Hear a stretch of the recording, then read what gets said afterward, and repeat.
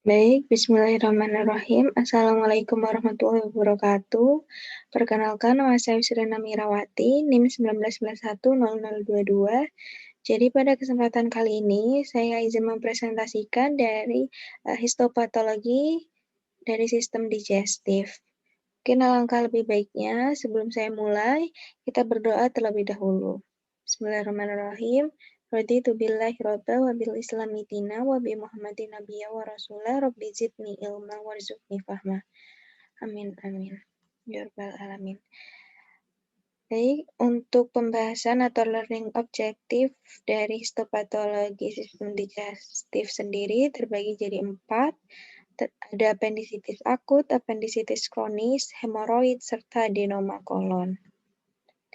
Pembahasan pertama adalah appendicitis. Jadi appendicitis sendiri merupakan peradangan pada appendix vermiformis akibat adanya obstruksi yang mengganggu aliran sekret mukus di dalamnya.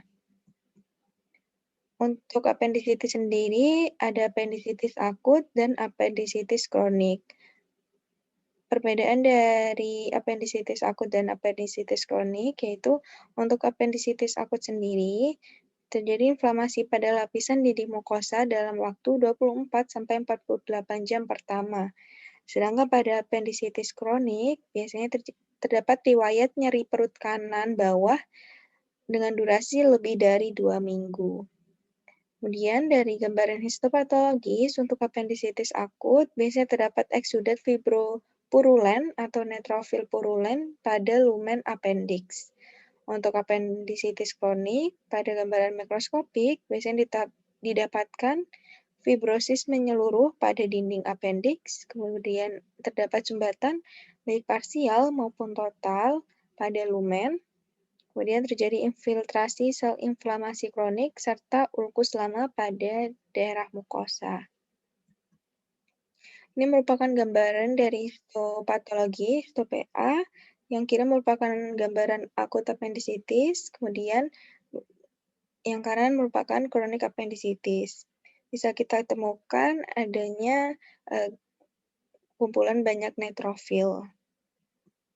Selanjutnya adalah hemoroid. Hemoroid sendiri merupakan pelebaran dan terjadinya inflamasi pada pembuluh darah vena di daerah anus yang berasal dari plexus hemoroidalis.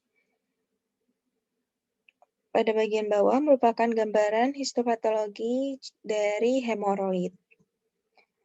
Jadi pada gambaran histopatologi hemoroid sendiri, pada hemoroid eksterna biasanya terdapat epitel squamous kompleks yang melapisi mukosa regioanal, serta pada bagian bawahnya terdapat pembuluh darah yang lumennya telah terisi trombus.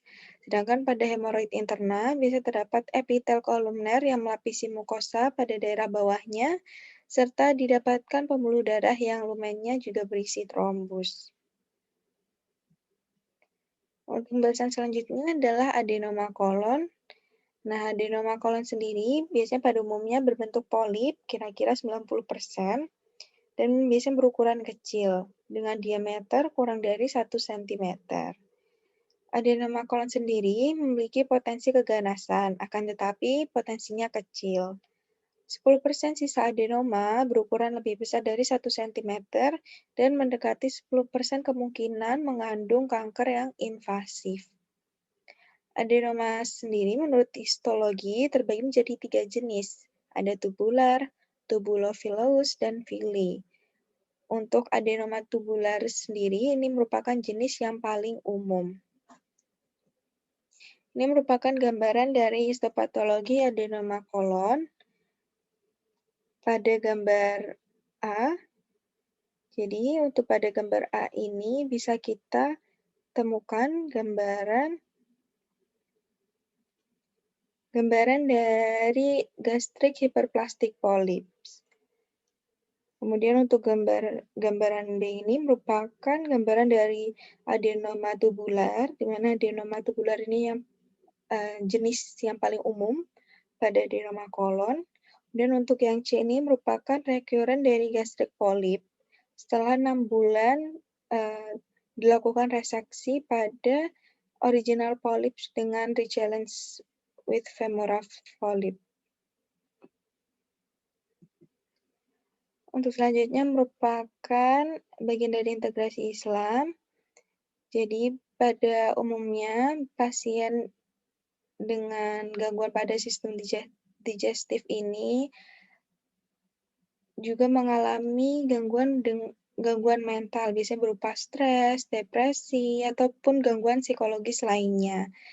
Pada Quran surat Al-Isra ayat 82, di mana di dalamnya menurut pendapat para mufasir, dijelaskan jika Al-Quran merupakan syifa dan rahmat dalam menghadapi seluruh permasalahan hidup dengan cara membina mental manusia.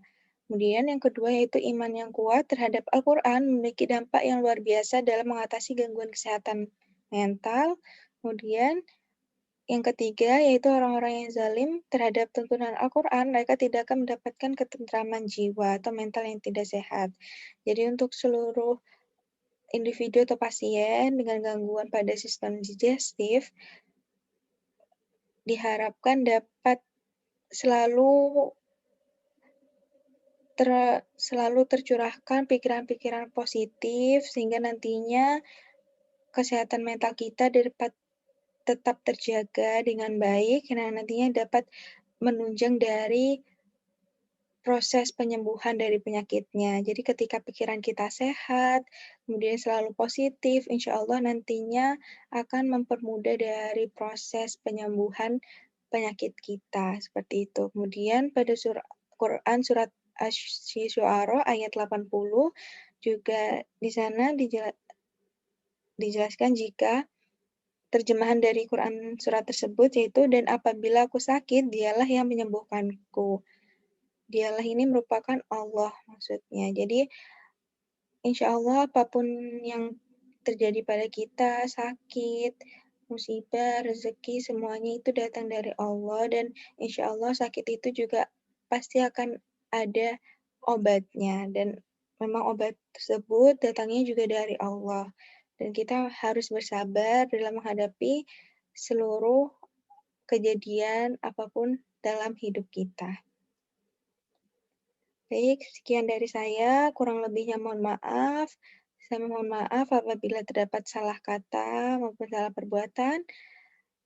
Wabillahi taufiq wal hidayah. Wassalamualaikum warahmatullahi wabarakatuh.